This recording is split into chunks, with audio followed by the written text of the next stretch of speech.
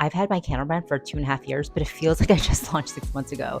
If you're new here, my name is Jenny and I am the founder of Sincerely Sunday, and we make candle refill kits designed to give your O jars a second life. This is episode 4 of our brand journey series, and I'll be updating you guys on where we stand now. So one thing I just want to mention is that in my past videos, I didn't feel like I was being authentic. Obviously, I was being authentic because it came from me and I wrote out the script. But as I was watching the videos, it felt like I was reading off the script. In this video and all videos going forward, I'm really going to try to be as natural and authentic as possible. I'm not gonna lie, it is super hard and super awkward. Like right now, I feel really freaking cringe because it's just something that I'm not used to. But if you're watching my videos and you get to a point where you feel like, oh my God, this is so cringy, or she needs to hurry up or whatever, just know that it is not easy for me.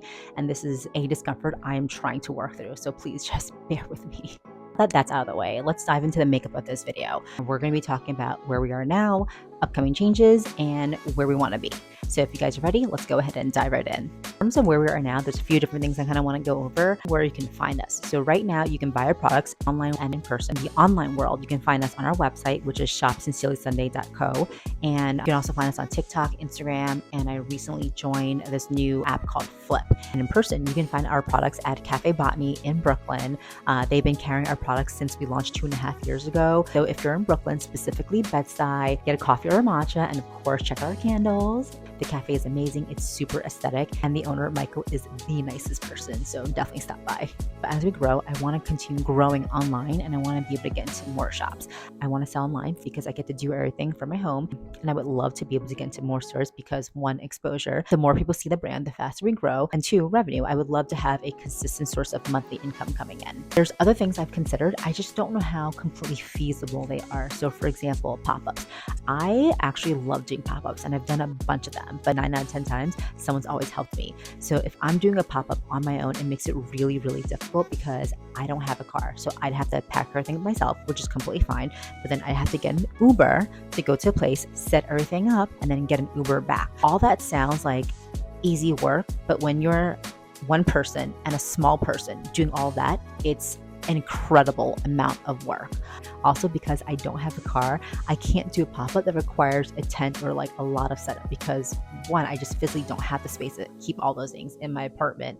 And 2, if I were to bring it over, how would I bring it there? Who's going to help me set up? Like, I am one person, I am a small person, and physically I can't do it. That automatically narrows down the markets that are available to me. Second thing I thought of was possibly doing a candle making class. That's been on my mind for a little while. I just haven't like fully fleshed out the details and logistics of that, like in terms of how I would structure it, supplies what I need, where would I host it. I wouldn't be able to host it at my home for very obvious reasons. I can partner with an event space, but I just have to figure out logistically how would that work.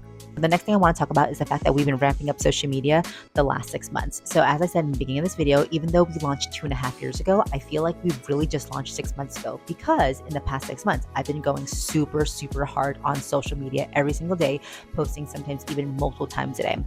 In terms of which platforms I've been posting on, it's Instagram, TikTok, YouTube, and Flip. Oh, and also Pinterest. Initially, when I first started, I was really posting on Instagram, and then I would sprinkle in a little bit of TikTok here and there. But now I've gotten to a point where if I post anything on Instagram, I'm going to bring it over to TikTok. If I post anything on TikTok, I'm going to bring it over to Instagram. And I'll probably carry everything over to YouTube as well. I'm not going to lie. The journey to online growth and making content has been extremely difficult because I am not by any means a content creator. I have my own personal accounts, but I don't care what I say in those accounts because I'm not trying to get a specific result. Like if I post something and people watch it, cool, great. If they don't watch it, I literally do not care. But when it's for your business, it's very different because you're now obviously promoting a brand, and the end goal is always going to be for the customer to either follow you because they like you and believe in your brand, or they want to buy a product. So to have to create content where I'm basically trying to get customers to take an action at the end of the video, it's not something that I am used to. It's also the idea of hooks and reeling people in within the first 3 seconds because I've literally never had to think about that before. So just the whole idea of like making content with so much strategy and thought behind it has been really difficult. Whenever I post, I don't think about shit. I just post it because it's what I feel in the moment and I want to share it with people. Yeah, so that's been hard, honestly. And it's something that I am trying to get better at every single day.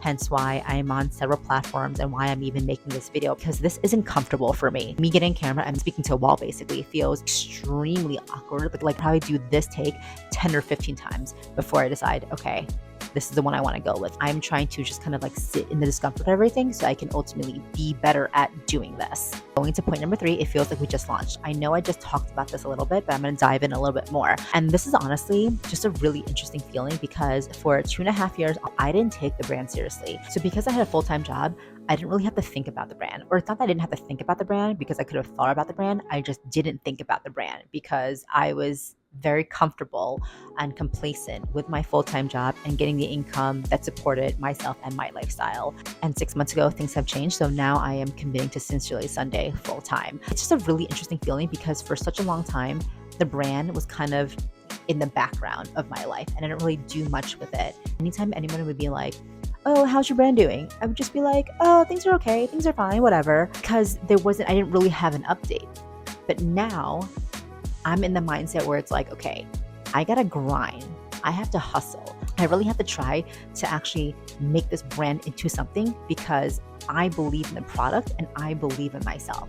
So all the feelings I had before I launched a company, I feel like I'm now feeling again for the first time in 2.5 years. There's just so many things that I've been thinking about and excited about that I haven't been excited about in such a long time. So it's really such a magical moment. And you wouldn't think I would feel this way, like 2.5 years into launching the brand.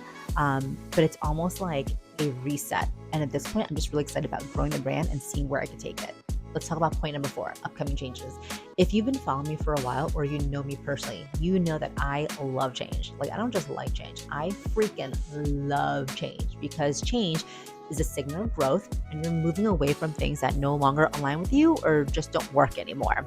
So when I first launched the company, I launched 2 products. I launched with our deconstructed candles, which are our candle making kits, and I launched with our premium candles, aka just your traditional candles.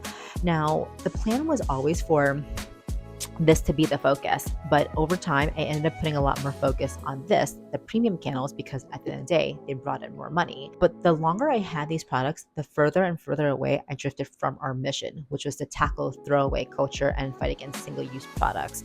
So that is why I ultimately decided to discontinue our line of premium candles and just focus on our deconstructed candles. So earlier this week, I've removed all premium candles from the website. And as of right now, you can find our deconstructed candles. That's part of the Essentials collection. But also as part of a new change, I'll be launching a new collection called the Muse collection. And that's going to be scents inspired by luxury fragrances. So these are scents that are tried and true, sophisticated and elevated, but now you guys can experience them in a candle refill form. So just to give a little preview of some of the scents that will be part of this collection, we have Sunday Morning, which is inspired by Mason Margiela's Replicas Lazy Sunday Morning, Santal, which is inspired by Le Labo Santal 26, Sorry Not Sorry, which is inspired by De Petites Bays. So honestly, there's a lot of really, really amazing scents that's part of this collection. I should be launching it sometime in early March. I'm currently working with a designer right now to get the images done. So as soon as I have the images ready, then I can go ahead and launch it. But those are the 2 big changes that have been going on in the world of Sincerely Sunday. So we're almost at the end, and the last thing I want to lightly talk about is where we want to go. Honestly, I don't have a lot to say about this just because there's a lot of thoughts running through my mind, and I don't want to like share all my ideas with the world because I have no idea what's going to happen. I have no idea where this brand is going to go. All I can say is that I have a really big vision in mind, and it goes far beyond just selling online or selling wholesale. There's a lot I want to do with this company. There's a lot that I want to give people access to. But where we currently stand right now, obviously we're not at that stage. So hopefully later on down the line, aka 2 years down the line, I hope we get to that point. Oh, great. The power just went out. Con Ed is outside my apartment right now and they're working on the electricity. So hopefully they can get everything up and running pretty soon. But I am super passionate about Sincerely Sunday and where this is going to go. So buckle up because this is just the beginning.